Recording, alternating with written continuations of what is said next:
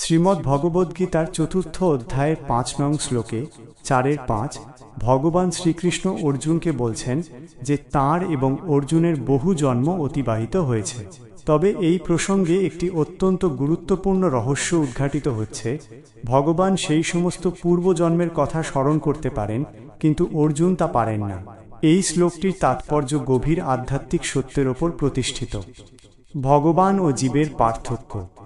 এই শ্লোকটি মূলত ঈশ্বর ও জীবের মৌলিক পার্থক্য তুলে ধরে। অর্জুন যখন শ্রীকৃষ্ণকে জিজ্ঞাসা করেন যে তিনি কিভাবে সৃষ্টির প্রারম্ভে এই জ্ঞান উপদেশ করেছিলেন, তখন অর্জুন মনে করছেন শ্রীকৃষ্ণও তার মতো একজন সাধারণ মানুষ, যার জন্ম মৃত্যু হয় এবং যিনি পূর্বের সব ভুলে যান। উত্তরে শ্রীকৃষ্ণ নিজের দেবত্ব এবং অর্জুনের মানবীয় সীমাবদ্ধতা স্পষ্ট করে দিচ্ছেন। ভগবানের অবস্থান। ভগবান শ্রীকৃষ্ণ হচ্ছেন নিত্য, সনাতন এবং সকলের জন্ম মৃত্যুর কারণ। তিনি যখন পৃথিবীতে অবতীর্ণ হন, তখন তিনি তার চিন্ময় শক্তি বা যোগমায়ার প্রভাবে আবির্ভূত হন। এই আবির্ভাব কোনো কর্মফলের অধীন নয়, তাই তার দিব্য দেহ, মন বা বুদ্ধি কখনো মলিন হয় না। তিনি তার সমস্ত জন্ম ও লীলা সম্পূর্ণভাবে মনে রাখতে সক্ষম। তার ক্ষেত্রে জন্ম এক প্রকার অলৌকিক প্রকাশ মাত্র। জীবের অবস্থান। অর্জুন এবং সমস্ত বদ্ধ জীব প্রকৃতির গুণ দ্বারা সৃষ্ট এই নশ্বর জড়দেহে জন্মগ্রহণ করেন। জীবের স্বরূপ যদিও চিন্ময়, কিন্তু এই জড়দেহের সংযোগে আসার কারণে মায়ার প্রভাবে তাদের পূর্বের সব স্মৃতি বিলুপ্ত হয়ে যায়। প্রতি জন্মে জীব একটি নতুন শরীর ও মন লাভ করে, ফলে অতীত জীবনের অভিজ্ঞতা বা জ্ঞান তারা মনে রাখতে পারে না। জন্ম, মৃত্যু, জরা ও ব্যাধির চক্রে আবর্তিত হওয়ার ফলে জীবের স্মৃতিশক্তিও ক্ষণস্থায়ী ও সীমাবদ্ধ। তাৎপর্যের মূল বার্তা। এই শ্লোকটির মাধ্যমে ভগবান এই বার্তা দিচ্ছেন যে তিনি কেবল অর্জুনের একজন বন্ধু বা সমসাময়িক মানুষ নন। তিনি হলেন সেই পরমেশ্বর, যিনি সমস্ত সৃষ্টির অতীত, বর্তমান ও ভবিষ্যৎ সম্পর্কে অবগত। তার জ্ঞানের কোনো সীমা নেই, কিন্তু জীব সেই জ্ঞান লাভ করতে পারে কেবল তাঁর কৃপায়।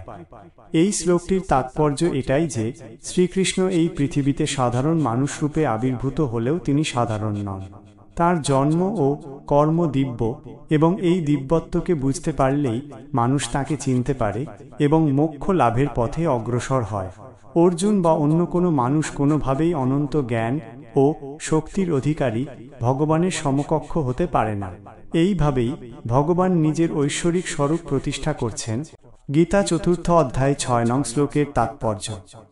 শ্লোক: অজলোপি স্বর্ণ ব্যয়াত্মা ভূতানামীশ্বরোপি সন প্রকৃতিং সমধিষ্ঠায় সম্ভবম্যাত্মমায়া। ৬ অর্থ: ভগবান শ্রীকৃষ্ণ বলছেন, আমি অজ, জন্মরহিত ও অব্যয় আত্মা, নিত্য এবং অবিনাশী, এবং আমি সমস্ত ভূতের ঈশ্বর, সমস্ত সৃষ্টির প্রভু হয়েও স্বীয় প্রকৃতিকে যোগমায়া আশ্রয় করে আত্মমায়ার দ্বারা নিজের ইচ্ছায় জন্মগ্রহণ করি। এই শ্লোকের তাৎপর্য অত্যন্ত গভীর, কারণ এর দ্বারা ভগবান তাঁর পৃথিবীতে আবির্ভূত হওয়ার রহস্যময় প্রকৃতি উদ্ঘাটন করছেন এবং ৪-৫ শ্লোকে অর্জুনের সংশয়ের নিরসন করছেন। ১. জন্মরহিত হয়েও জন্মগ্রহণ, অজ ও অব্যয়াত্মা। ভগবান এখানে স্পষ্ট করছেন যে তিনি সাধারণ জীবের মতো নন, যাকে পূর্বজন্মের কর্মফল ভোগ করার জন্য বাধ্য হয়ে জন্মগ্রহণ করতে হয়। তিনি অজ, অর্থাৎ তার কোনো জাগতিক জন্ম নেই, এবং তিনি অব্যয়াত্মা, অর্থাৎ তাঁর স্বরূপ নিত্য এবং তার বিনাশ নেই। এই দুটি শব্দ প্রমাণ করে যে তিনি কাল বা প্রকৃতির অধীন নন। তিনি যখন পৃথিবীতে আসেন, তখন তা সাধারণ জন্ম নয়, বরং তার ঐচ্ছিক প্রকাশ। এটি তাঁকে এবং জীবকে পৃথক করে। ২. সমস্ত সৃষ্টির ঈশ্বরত্ব। ভগবান আরও বলছেন যে তিনি ভূতানাম ঈশ্বরঃ, অর্থাৎ সমস্ত সৃষ্ট বস্তুর নিয়ন্তা ও প্রভু। যখন তিনি পৃথিবীতে আসেন, তখন তিনি কোনোভাবেই তার ঐশ্বরিক ক্ষমতা বা নিয়ন্তা পদ থেকে বিচ্যুত হন না। তিনি একই সাথে চিন্ময় লোকে অবস্থান করেন এবং পৃথিবীতে লীলাও করেন। তিনি সর্বশক্তিমান, তাই তার জন্ম কোনো বন্ধন নয়, বরং লীলা। ৩. যোগমায়ার দ্বারা স্বীয় প্রকাশ। এই শ্লোকের সবথেকে গুরুত্বপূর্ণ অংশটি হল প্রকৃতিং সামধিষ্ঠায় সম্ভবাম্যাত্ম মায়া। এর অর্থ হল স্বীয় প্রকৃতিকে আশ্রয় ভগবান যখন পৃথিবীতে আসেন তখন তিনি জড় প্রকৃতি মায়া দ্বারা নিয়ন্ত্রিত হন না, বরং তিনি তার অন্তরঙ্গা শক্তি বা যোগমায়াকে আশ্রয় করেন। সাধারণ জীব জড় প্রকৃতির প্রভাবে বাধ্য হয়ে দেহ ধারণ করে, কিন্তু ভগবান স্বেচ্ছায় তাঁর চিন্ময় শক্তিকে অবলম্বন করে আবির্ভূত হন।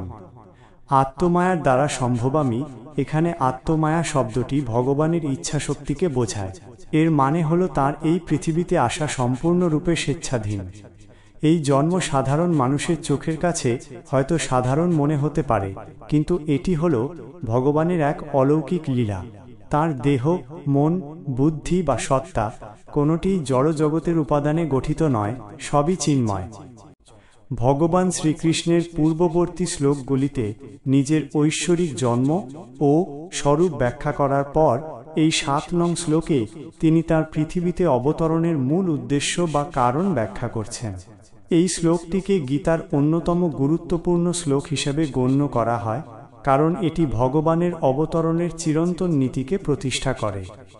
শ্লোক: যদা যদা হি ধর্মস্য গ্লানির্ভবতি ভারত অভ্যুত্থানম ধর্মস্য তদাত্মানং সৃজাম্যহম।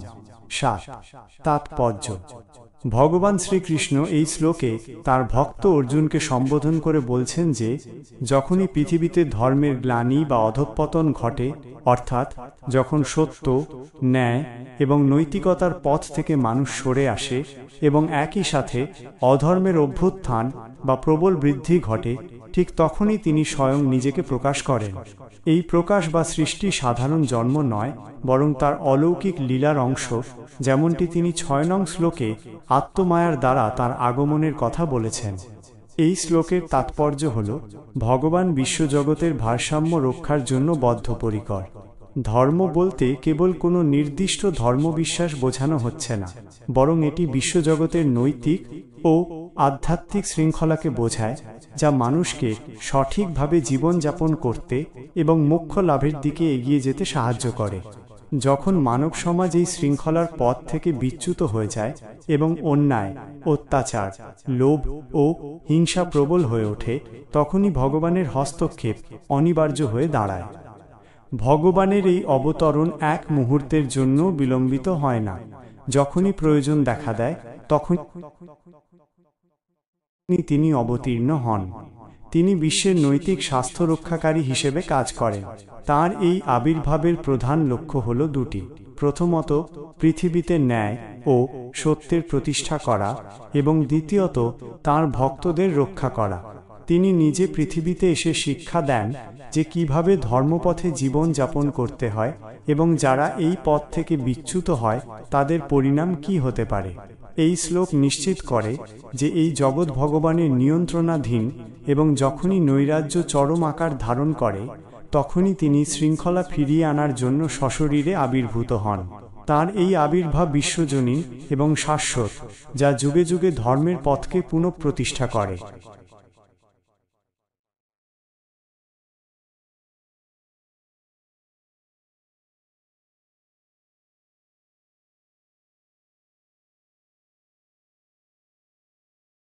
শ্রীমদ্ ভগবদ্ গীতা ৪র্থ অধ্যায় ৮ নং শ্লোকের তাৎপর্য: ভগবান শ্রীকৃষ্ণ ৭ নং শ্লোকে তার পৃথিবীতে অবতরণের সাধারণ কারণ ব্যাখ্যা করার পর এই ৮ নং শ্লোকে তার আগমনের নির্দিষ্ট ও দ্বিমুখী উদ্দেশ্য বর্ণনা করছেন।